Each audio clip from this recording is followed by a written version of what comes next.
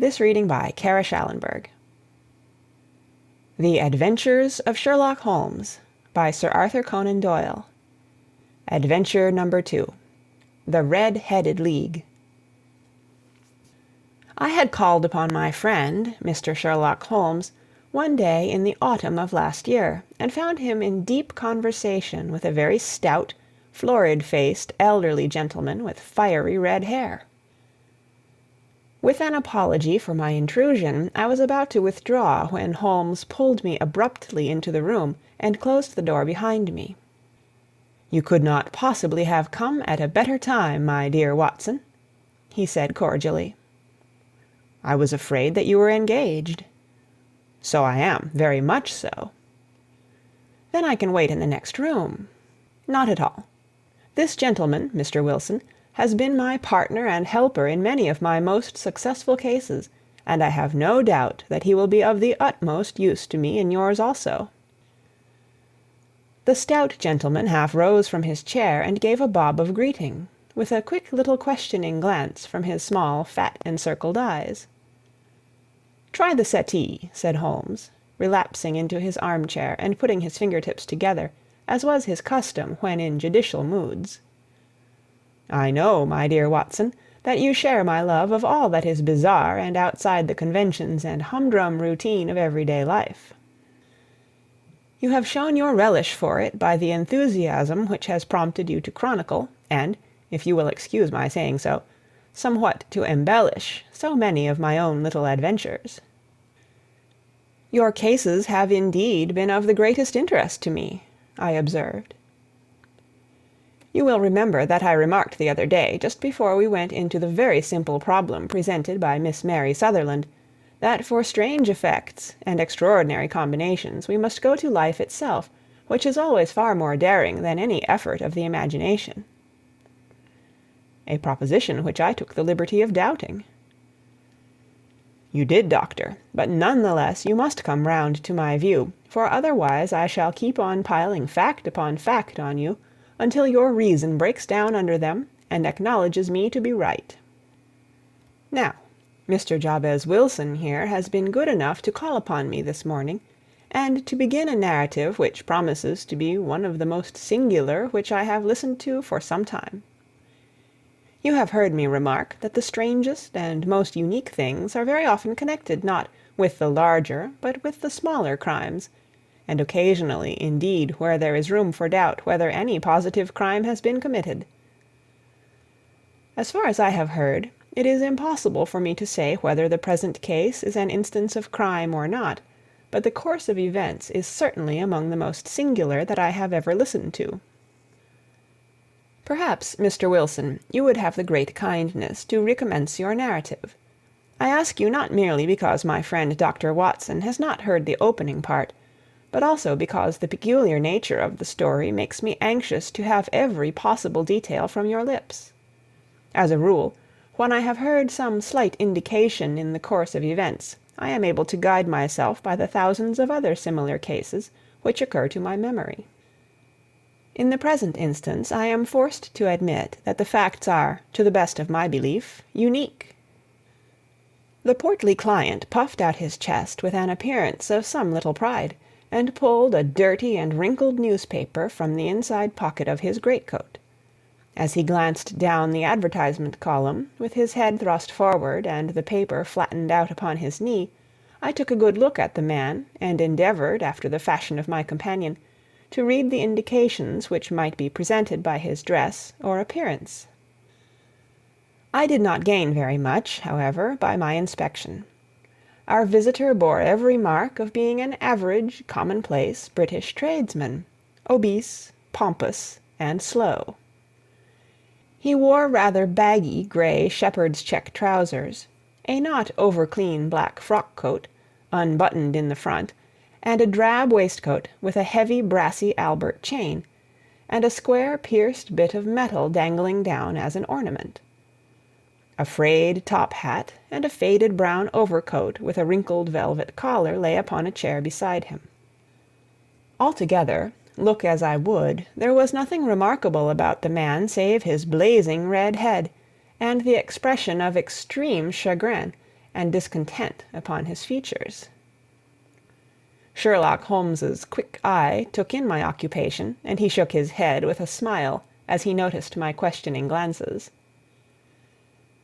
Beyond the obvious facts that he has at some time done manual labor, that he takes snuff, that he is a Freemason, that he has been in China, and that he has done a considerable amount of writing lately, I can deduce nothing else. Mr. Jabez Wilson started up in his chair, with his forefinger upon the paper, but his eyes upon my companion. "How, in the name of good fortune, did you know all that, Mr. Holmes?" he asked. "How did you know, for example, that I did manual labor? It's as true as gospel, for I began as a ship's carpenter." "Your hands, my dear sir. Your right hand is quite a size larger than your left. You have worked with it, and the muscles are more developed." "Well, the snuff, then, and the Freemasonry." "I won't insult your intelligence by telling you how I read that, especially as, rather against the strict rules of your order, you use an arc and compass breastpin." "Ah, of course, I forgot that. But the writing?" "What else can be indicated by that right cuff, so very shiny for 5 inches, and the left one with the smooth patch near the elbow where you rested upon the desk?" "Well, but China?" "The fish that you have tattooed immediately above your right wrist could only have been done in China. I have made a small study of tattoo marks, and have even contributed to the literature of the subject. That trick of staining the fish's scales of a delicate pink is quite peculiar to China. When, in addition, I see a Chinese coin hanging from your watch-chain, the matter becomes even more simple." Mr. Jabez Wilson laughed heavily. "Well, I never!" said he. "I thought at first that you had done something clever, but I see that there was nothing in it after all." "I begin to think, Watson," said Holmes, "that I make a mistake in explaining. Omne ignotum pro magnifico, you know, and my poor little reputation, such as it is, will suffer shipwreck if I am so candid. Can you not find the advertisement, Mr. Wilson?" "Yes, I have got it now," he answered, with his thick red finger planted halfway down the column. "Here it is. This is what began it all. You just read it for yourself, sir." I took the paper from him and read as follows: "To the Red-Headed League. On account of the bequest of the late Ezekiah Hopkins, of Lebanon, Pennsylvania, USA, there is now another vacancy open which entitles a member of the League to a salary of £4 a week for purely nominal services. All red-headed men who are sound in body and mind and above the age of 21 years are eligible. Apply in person on Monday at 11 o'clock to Duncan Ross, at the offices of the League, 7 Pope's Court, Fleet Street." "What on earth does this mean?" I ejaculated after I had twice read over the extraordinary announcement. Holmes chuckled and wriggled in his chair, as was his habit when in high spirits. "It is a little off the beaten track, isn't it?" said he. "And now, Mr. Wilson, off you go at scratch and tell us all about yourself, your household, and the effect which this advertisement had upon your fortunes. You will first make a note, Doctor, of the paper and the date." "It is the Morning Chronicle of April 27th, 1890, just 2 months ago." "Very good. Now, Mr. Wilson." "Well, it is just as I have been telling you, Mr. Sherlock Holmes," said Jabez Wilson, mopping his forehead. "I have a small pawnbroker's business at Coburg Square, near the city. It's not a very large affair, and of late years it has not done more than just give me a living. I used to be able to keep 2 assistants, but now I only keep 1, and I would have a job to pay him but that he is willing to come for half wages, so as to learn the business." "What is the name of this obliging youth?" asked Sherlock Holmes. "His name is Vincent Spaulding, and he's not such a youth either. It's hard to say his age. I should not wish a smarter assistant, Mr. Holmes, and I know very well that he could better himself and earn twice what I am able to give him. But, after all, if he is satisfied, why should I put ideas in his head?" "Why, indeed? You seem most fortunate in having an employee who comes under the full market price. It is not a common experience among employers in this age. I don't know that your assistant is not as remarkable as your advertisement." "Oh, he has his faults, too," said Mr. Wilson. "Never was such a fellow for photography, snapping away with a camera when he ought to be improving his mind, and then diving down into the cellar like a rabbit into its hole to develop his pictures. That is his main fault, but on the whole he's a good worker. There's no vice in him." "He is still with you, I presume?" "Yes, sir. He and a girl of 14 who does a bit of simple cooking and keeps the place clean. That's all I have in the house, for I am a widower, and never had any family. We live very quietly, sir, the three of us, and we keep a roof over our heads and pay our debts, if we do nothing more." The first thing that put us out was that advertisement. Spaulding, he came down into the office just this day 8 weeks, with this very paper in his hand, and he says, "I wish to the Lord, Mr. Wilson, that I was a red-headed man." "Why's that?" I asks. "Why," says he, "here's another vacancy on the League of the Red-Headed Men. It's worth quite a little fortune to any man who gets it, and I understand that there are more vacancies than there are men, so that the trustees are at their wits' end what to do with the money. If my hair would only change color, here's a nice little crib all ready for me to step into."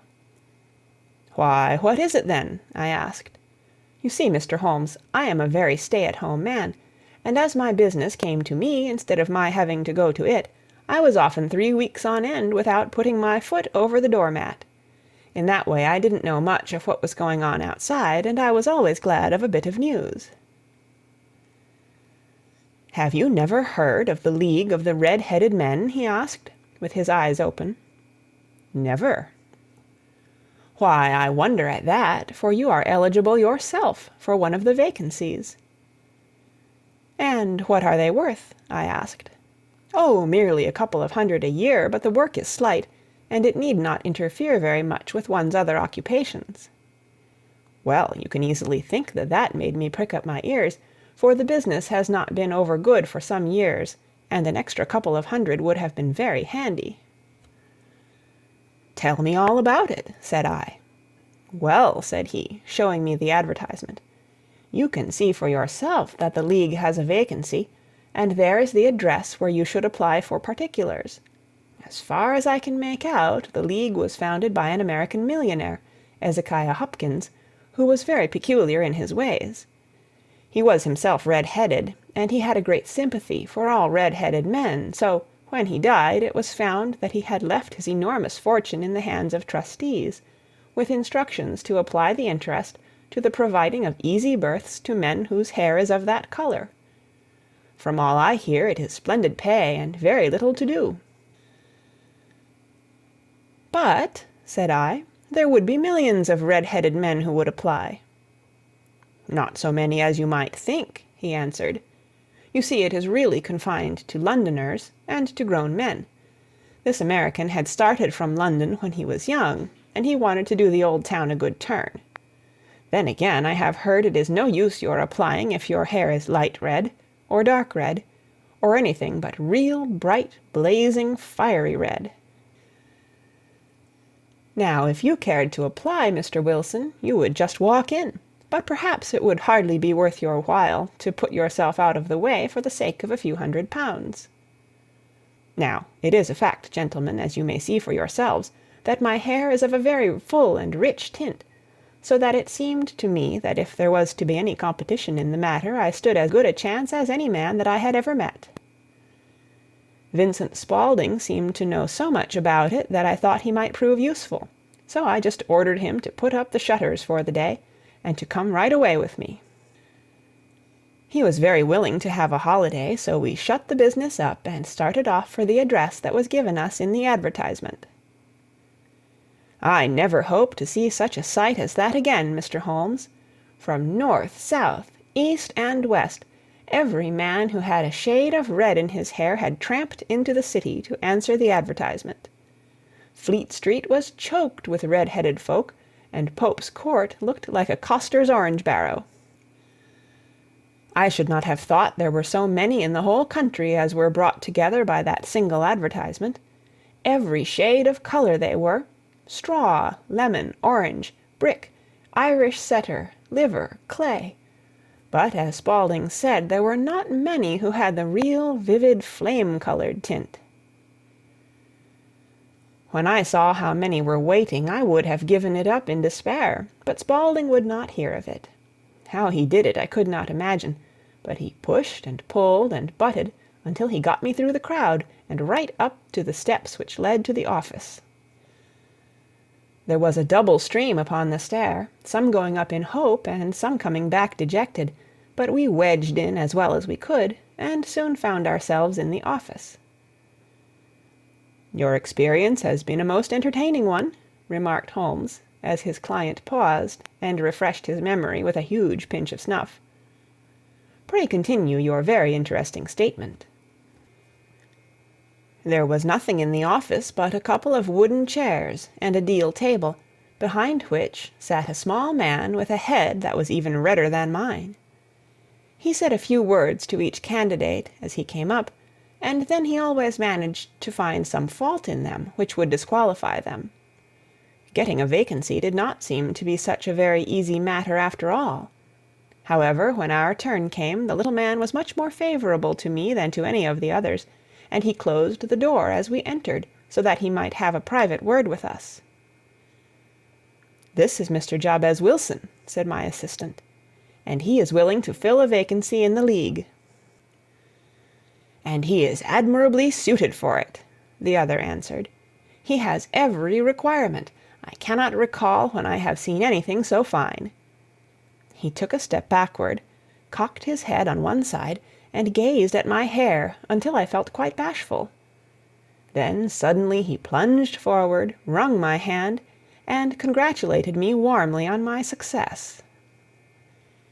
"It would be injustice to hesitate," said he.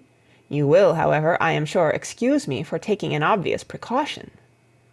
With that he seized my hair in both his hands and tugged until I yelled with the pain. "There is water in your eyes," said he as he released me.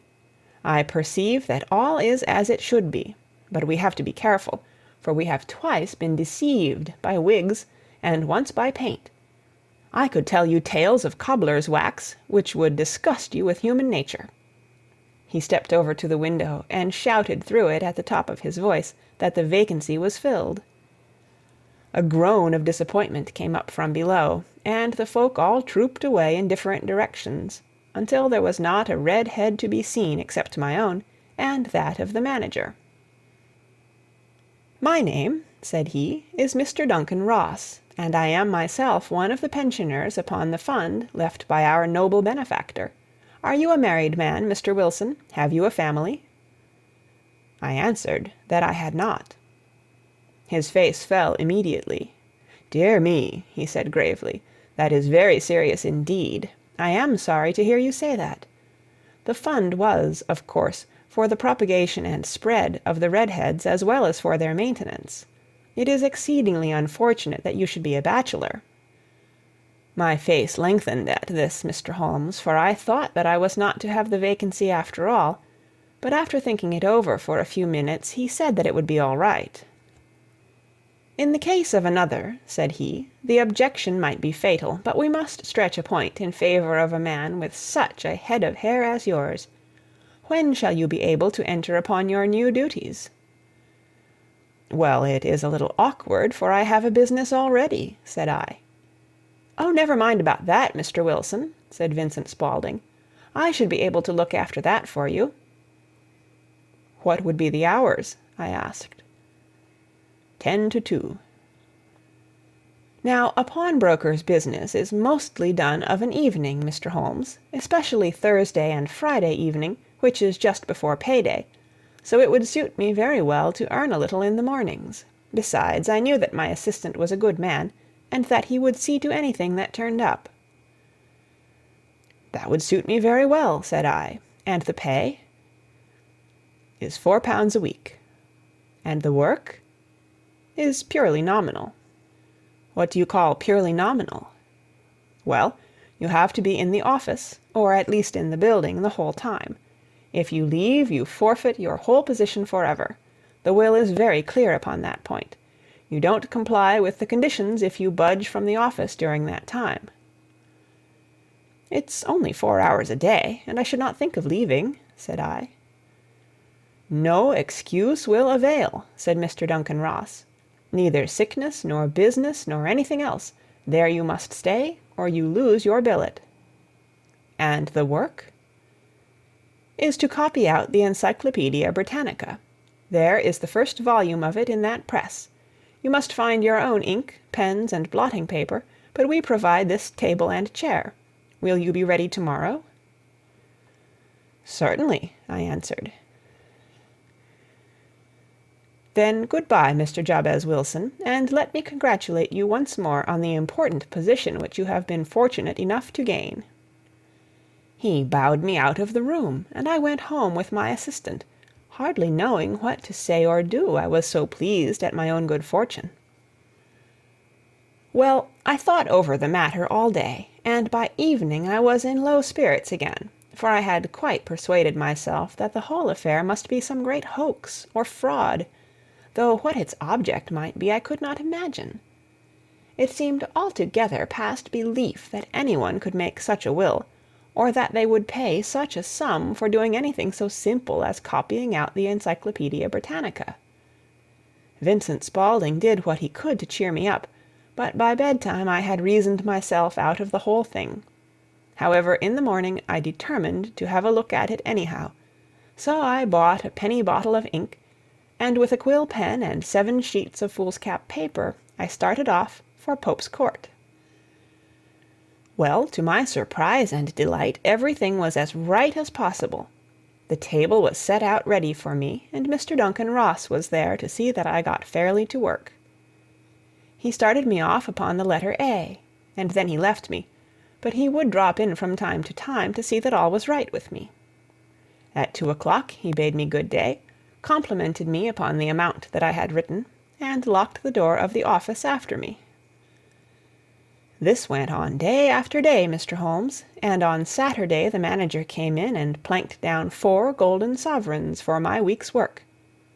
It was the same next week, and the same the week after. Every morning I was there at 10, and every afternoon I left at 2. By degrees Mr. Duncan Ross took to coming in only once of a morning, and then after a time he did not come in at all. Still, of course, I never dared to leave the room for an instant, for I was not sure when he might come, and the billet was such a good one and suited me so well that I would not risk the loss of it. 8 weeks passed away like this, and I had written about abbots, and archery, and armor, and architecture, and Attica, and hoped with diligence that I might get on to the bees before very long. It cost me something in foolscap, and I had pretty nearly filled a shelf with my writings. And then suddenly the whole business came to an end. To an end? Yes, sir, and no later than this morning. I went to my work as usual at 10 o'clock, but the door was shut and locked, with a little square of cardboard hammered on to the middle of the panel with a tack. Here it is, and you can read for yourself. He held up a piece of white cardboard about the size of a sheet of notepaper. It read in this fashion: "The Red-Headed League is dissolved. October 9, 1890. Sherlock Holmes and I surveyed this curt announcement, and the rueful face behind it, until the comical side of the affair so completely overtopped every other consideration that we both burst out into a roar of laughter. "I cannot see that there is anything very funny," cried our client, flushing up to the roots of his flaming head. "If you can do nothing better than laugh at me, I can go elsewhere." "No, no," cried Holmes, shoving him back into the chair from which he had half risen. "I really wouldn't miss your case for the world. It is most refreshingly unusual. But there is, if you will excuse my saying so, something just a little funny about it. Pray, what steps did you take when you found the card upon the door?" "I was staggered, sir. I did not know what to do. Then I called at the offices round, but none of them seemed to know anything about it. Finally, I went to the landlord, who is an accountant living on the ground floor, and I asked him if he could tell me what had become of the Red-headed League.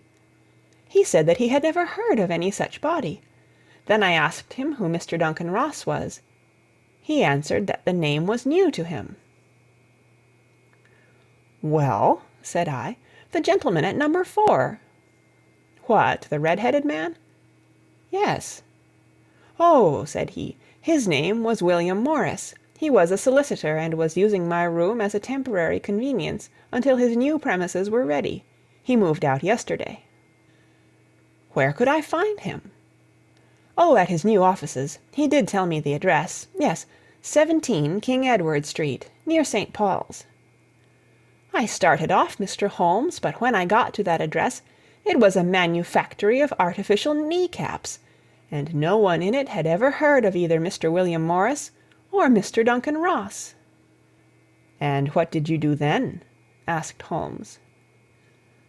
"I went home to Saxe-Coburg Square, and I took the advice of my assistant. But he could not help me in any way. He could only say that if I waited I should hear by post. But that was not quite good enough, Mr. Holmes. I did not wish to lose such a place without a struggle, so, as I had heard that you were good enough to give advice to poor folk who were in need of it, I came right away to you." "And you did very wisely," said Holmes. "Your case is an exceedingly remarkable one, and I shall be happy to look into it. From what you have told me, I think that it is possible that graver issues hang from it than might at first sight appear." "Grave enough," said Mr. Jabez Wilson. "Why, I have lost £4 a week." "As far as you are personally concerned," remarked Holmes, "I do not see that you have any grievance against this extraordinary league. On the contrary, you are, as I understand, richer by some £30, to say nothing of the minute knowledge which you have gained on every subject which comes under the letter A. You have lost nothing by them."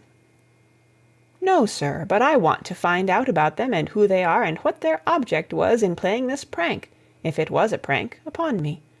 It was a pretty expensive joke for them, for it cost them £32. "We shall endeavor to clear up these points for you. And first, 1 or 2 questions, Mr. Wilson. This assistant of yours who first called your attention to the advertisement, how long had he been with you?" "About a month, then." "How did he come?" "In answer to an advertisement." "Was he the only applicant?" "No, I had a dozen."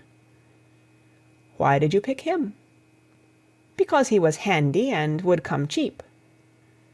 "At half wages, in fact?" "Yes."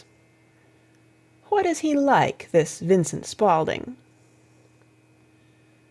"Small, stout-built, very quick in his ways, no hair on his face, though he's not short of 30. Has a white splash of acid upon his forehead." Holmes sat up in his chair in considerable excitement. "I thought as much," said he. "Have you ever observed that his ears are pierced for earrings?" "Yes, sir. He told me that a gypsy had done it for him when he was a lad." "Hum," said Holmes, sinking back in deep thought. "He is still with you?" "Oh, yes, sir. I have only just left him." "And has your business been attended to in your absence?" "Nothing to complain of, sir. There's never very much to do of a morning." "That will do, Mr. Wilson. I shall be happy to give you an opinion upon the subject in the course of a day or two. To-day is Saturday, and I hope that by Monday we may come to a conclusion." "Well, Watson," said Holmes, when our visitor had left us, "what do you make of it all?" "I make nothing of it," I answered frankly. "It is a most mysterious business." "As a rule," said Holmes, "the more bizarre a thing is, the less mysterious it proves to be. It is your commonplace, featureless crimes which are really puzzling, just as a commonplace face is the most difficult to identify. But I must be prompt over this matter." "What are you going to do, then?" I asked. "To smoke," he answered. "It is quite a three-pipe problem, and I beg that you won't speak to me for 50 minutes." He curled himself up in his chair, with his thin knees drawn up to his hawk-like nose, and there he sat with his eyes closed, and his black clay pipe thrusting out like the bill of some strange bird. I had come to the conclusion that he had dropped asleep, and indeed was nodding myself, when he suddenly sprang out of his chair with the gesture of a man who has made up his mind, and put his pipe down upon the mantelpiece. "Sarasate plays at the St. James Hall this afternoon," he remarked. "What do you think, Watson? Could your patients spare you for a few hours?" "I have nothing to do to-day. My practice is never very absorbing." "Then put on your hat and come. I am going through the city first, and we can have some lunch on the way. I observe that there is a good deal of German music on the programme, which is rather more to my taste than Italian or French. It is introspective, and I want to introspect. Come along." We travelled by the Underground as far as Aldersgate, and a short walk took us to Saxe-Coburg Square, the scene of the singular story which we had listened to in the morning. It was a poky, little, shabby-genteel place, where 4 lines of dingy two-storied brick houses looked out into a small, railed-in enclosure, where a lawn of weedy grass and a few clumps of faded laurel bushes made a hard fight against a smoke-laden and uncongenial atmosphere. 3 gilt balls and a brown board with "Jabez Wilson" in white letters upon a corner house announced the place where our red-headed client carried on his business.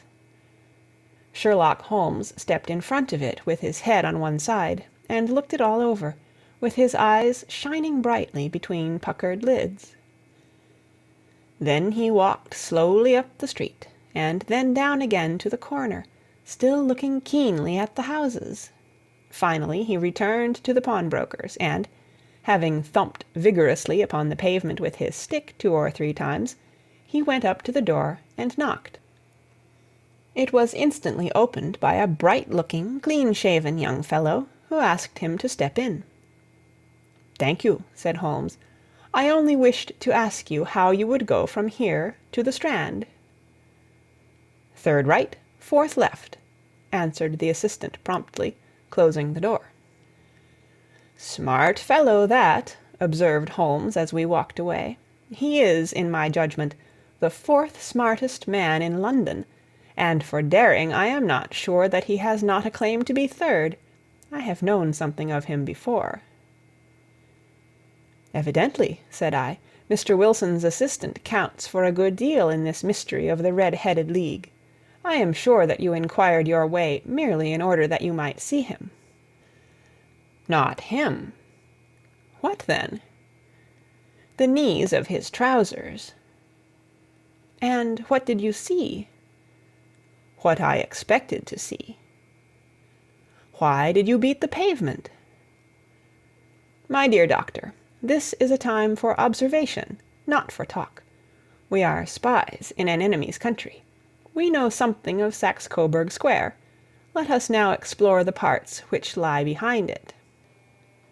The road in which we found ourselves as we turned round the corner from the retired Saxe-Coburg Square presented as great a contrast to it as the front of a picture does to the back. It was one of the main arteries which conveyed the traffic of the city to the north and west. The roadway was blocked with the immense stream of commerce flowing in a double tide inward and outward, while the footpaths were black with the hurrying swarm of pedestrians. It was difficult to realize, as we looked at the line of fine shops and stately business premises, that they really abutted on the other side upon the faded and stagnant square which we had just quitted. "Let me see," said Holmes, standing at the corner and glancing along the line. "I should like just to remember the order of the houses here, It is a hobby of mine to have an exact knowledge of London. There is Mortimer's, the tobacconist, the little newspaper shop, the Coburg branch of the City and Suburban Bank, the vegetarian restaurant, and McFarland's carriage-building depot. That carries us right on to the other block. And now, Doctor, we've done our work, so it's time we had some play. A sandwich and a cup of coffee, and then off to violin land, where all is sweetness and delicacy and harmony, and there are no red-headed clients to vex us with their conundrums. My friend was an enthusiastic musician, being himself not only a very capable performer, but a composer of no ordinary merit. All the afternoon he sat in the stalls, wrapped in the most perfect happiness, gently waving his long, thin fingers in time to the music, while his gently smiling face and his languid, dreamy eyes were as unlike those of Holmes the sleuth-hound, Holmes the relentless, keen-witted, ready-handed criminal agent, as it was possible to conceive. In his singular character the dual nature alternately asserted itself, and his extreme exactness and astuteness represented, as I have often thought, the reaction against the poetic and contemplative mood which occasionally predominated in him. The swing of his nature took him from extreme languor to devouring energy, and, as I knew well, he was never so truly formidable as when, for days on end, he had been lounging in his armchair amid his improvisations and his black-letter editions. Then it was that the lust of the chase would suddenly come upon him, and that his brilliant reasoning power would rise to the level of intuition, until those who were unacquainted with his methods would look askance at him as on a man whose knowledge was not that of other mortals. When I saw him that afternoon so enwrapped in the music at St. James's Hall, I felt that an evil time might be coming upon those whom he had set himself to hunt down. "You want to go home, no doubt, Doctor," he remarked as we emerged. "Yes, it would be as well." "And I have some business to do which will take some hours. This business at Coburg Square is serious." "Why serious?" "A considerable crime is in contemplation. I have every reason to believe that we shall be in time to stop it. But today being Saturday rather complicates matters. I shall want your help tonight." "At what time?" 10 will be early enough." "I shall be at Baker Street at 10." "Very well. And I say, Doctor, there may be some little danger, so kindly put your army revolver in your pocket." He waved his hand, turned on his heel, and disappeared in an instant among the crowd. I trust that I am not more dense than my neighbors, but I was always oppressed with a sense of my own stupidity in my dealings with Sherlock Holmes. Here I had heard what he had heard, I had seen what he had seen, and yet from his words it was evident that he saw clearly not only what had happened, but what was about to happen, while to me the whole business was still confused and grotesque. As I drove home to my house in Kensington, I thought over it all, from the extraordinary story of the red-headed copier of the Encyclopedia, down to the visit at Saxe-Coburg Square, and the ominous words with which he had parted from me.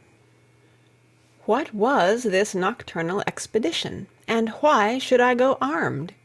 Where were we going, and what were we to do? I had the hint from Holmes that this smooth-faced pawnbroker's assistant was a formidable man, a man who might play a deep game. I tried to puzzle it out, but gave up in despair, and set the matter aside until night should bring an explanation. It was 9:15 when I started from home and made my way across the park, and so through Oxford Street to Baker Street.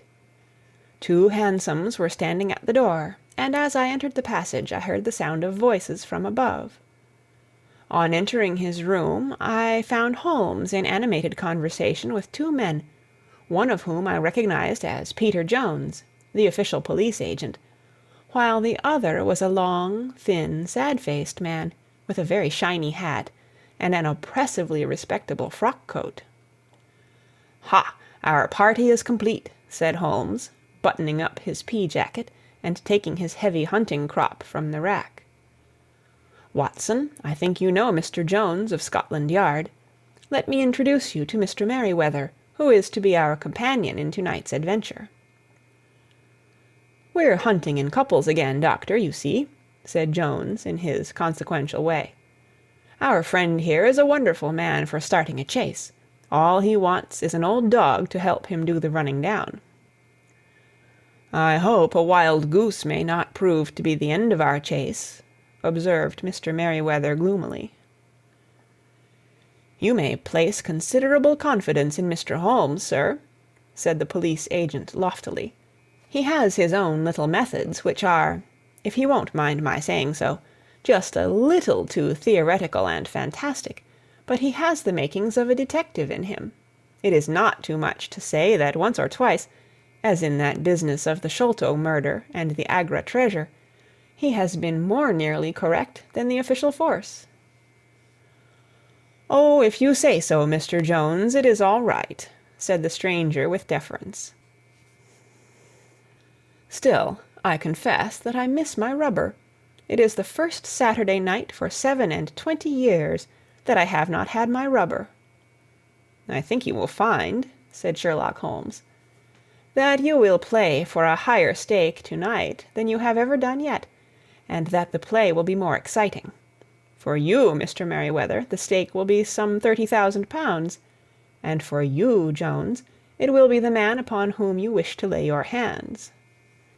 John Clay, the murderer, thief, smasher, and forger. He's a young man, Mr. Merryweather, but he is at the head of his profession, and I would rather have my bracelets on him than on any criminal in London. He's a remarkable man, is young John Clay. His grandfather was a royal duke, and he himself has been to Eton and Oxford. His brain is as cunning as his fingers, and though we meet signs of him at every turn, we never know where to find the man himself. He'll crack a crib in Scotland one week, and be raising money to build an orphanage in Cornwall the next. I've been on his track for years, and have never set eyes on him yet. I hope that I may have the pleasure of introducing you to-night. I've had one or two little turns also with Mr. John Clay, and I agree with you that he is at the head of his profession. It is past 10, however, and quite time that we started. If you two will take the first hansom, Watson and I will follow in the second." Sherlock Holmes was not very communicative during the long drive, and lay back in the cab humming the tunes which he had heard in the afternoon. We rattled through an endless labyrinth of gas-lit streets until we emerged into Farrington Street. "We are close there now," my friend remarked. "This fellow Merryweather is a bank director, and personally interested in the matter. I thought it as well to have Jones with us also. He is not a bad fellow, though an absolute imbecile in his profession. He has one positive virtue. He is as brave as a bulldog, and as tenacious as a lobster if he gets his claws upon anyone. Here we are, and they are waiting for us." We had reached the same crowded thoroughfare in which we had found ourselves in the morning. Our cabs were dismissed, and, following the guidance of Mr. Merryweather, we passed down a narrow passage and through a side door, which he opened for us. Within there was a small corridor, which ended in a very massive iron grate. This also was opened, and led down a flight of winding stone steps, which terminated at another formidable gate. Mr. Merryweather stopped to light a lantern, and then conducted us down a dark, earth-smelling passage, and so, after opening a third door, into a huge vault or cellar, which was piled all round with crates and massive boxes. "You are not very vulnerable from above," Holmes remarked as he held up the lantern and gazed about him. "Nor from below," said Mr. Merryweather, striking his stick upon the flags which lined the floor. "Why, dear me, it sounds quite hollow," he remarked, looking up in surprise. "I must really ask you to be a little more quiet," said Holmes severely. "You have already imperiled the whole success of our expedition. Might I beg that you would have the goodness to sit down upon one of those boxes, and not to interfere?" The solemn Mr. Merryweather perched himself upon a crate, with a very injured expression upon his face, while Holmes fell upon his knees upon the floor, and, with the lantern and a magnifying lens, began to examine minutely the cracks between the stones. A few seconds sufficed to satisfy him, for he sprang to his feet again, and put his glass in his pocket. "We have at least an hour before us," he remarked, "for they can hardly take any steps until the good pawnbroker is safely in bed. Then they will not lose a minute, for the sooner they do their work the longer time they will have for their escape. We are at present, Doctor, as no doubt you have divined, in the cellar of the City branch of one of the principal London banks.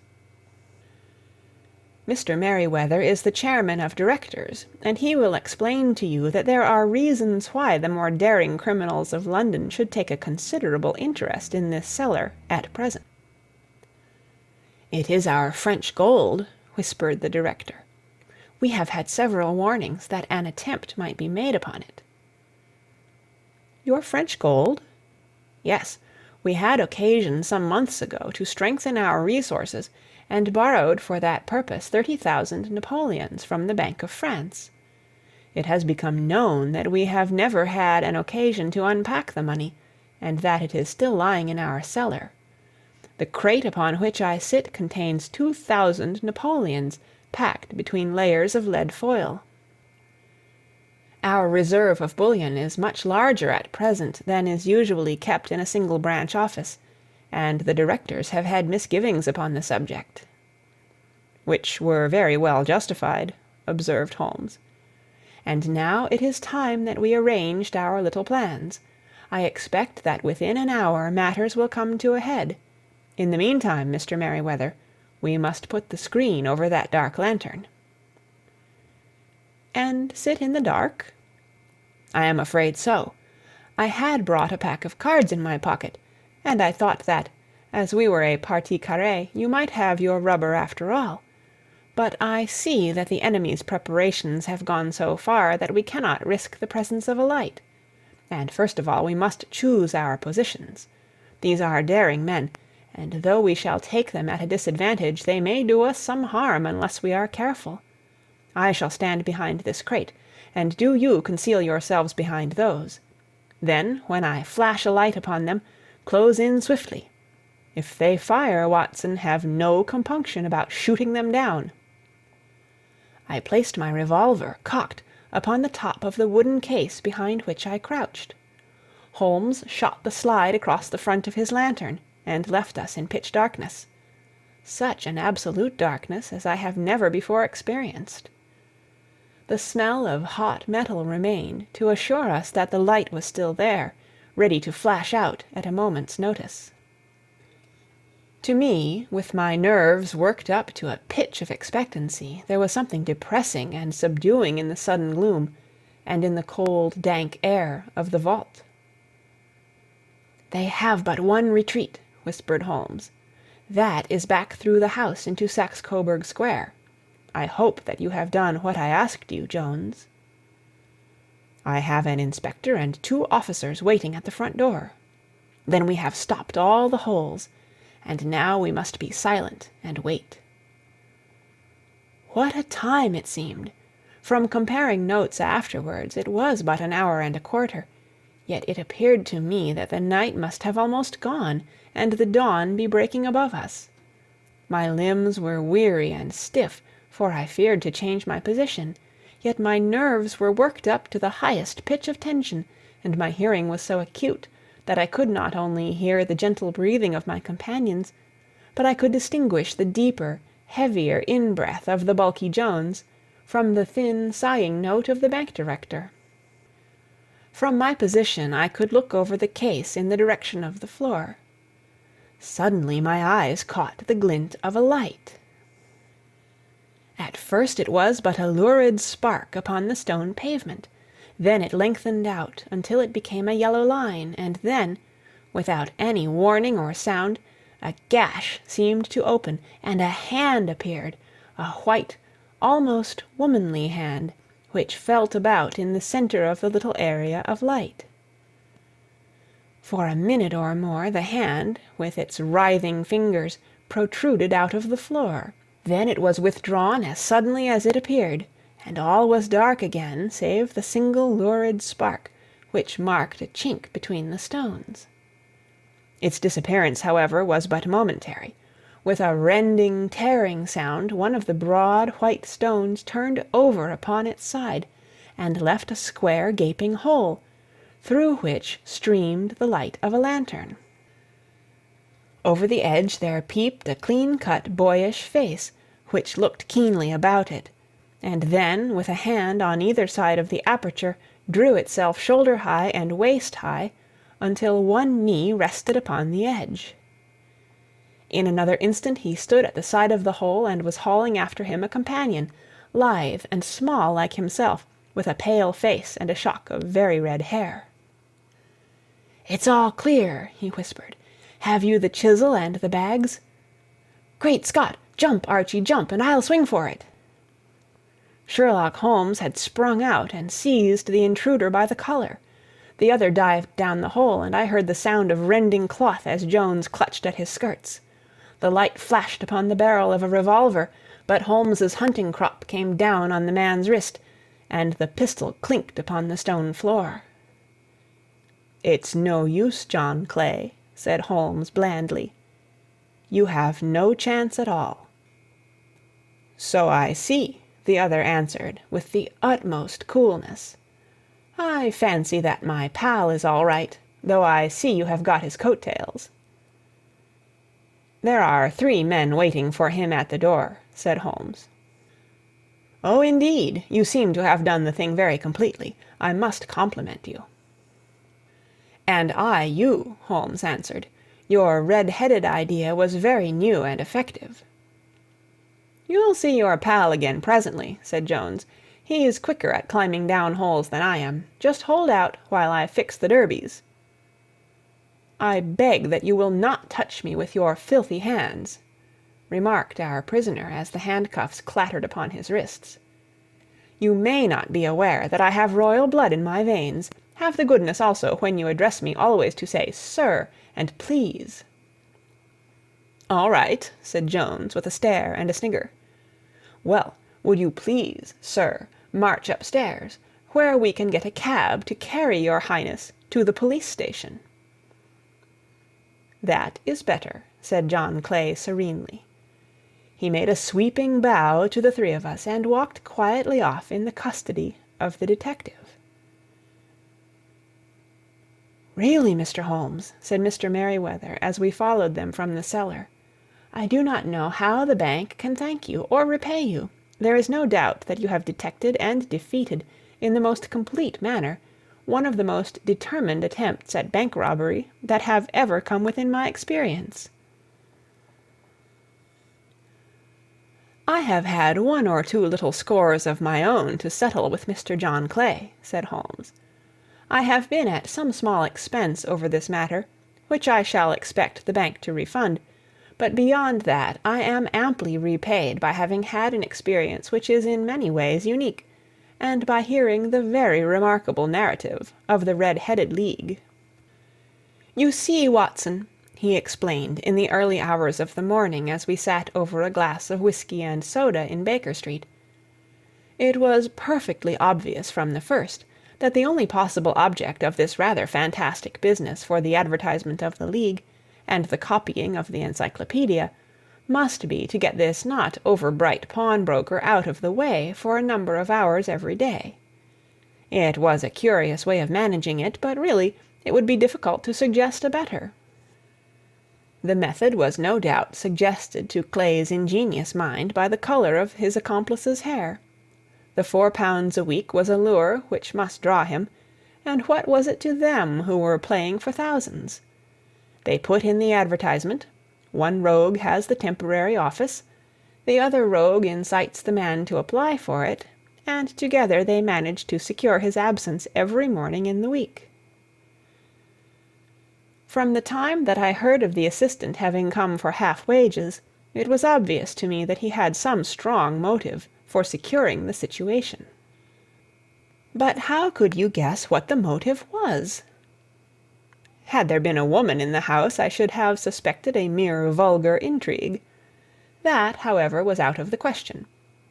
The man's business was a small one, and there was nothing in his house which could account for such elaborate preparations and such an expenditure as they were at.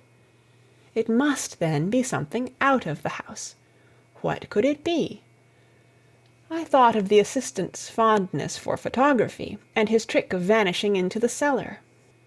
The cellar! There was the end of this tangled clue.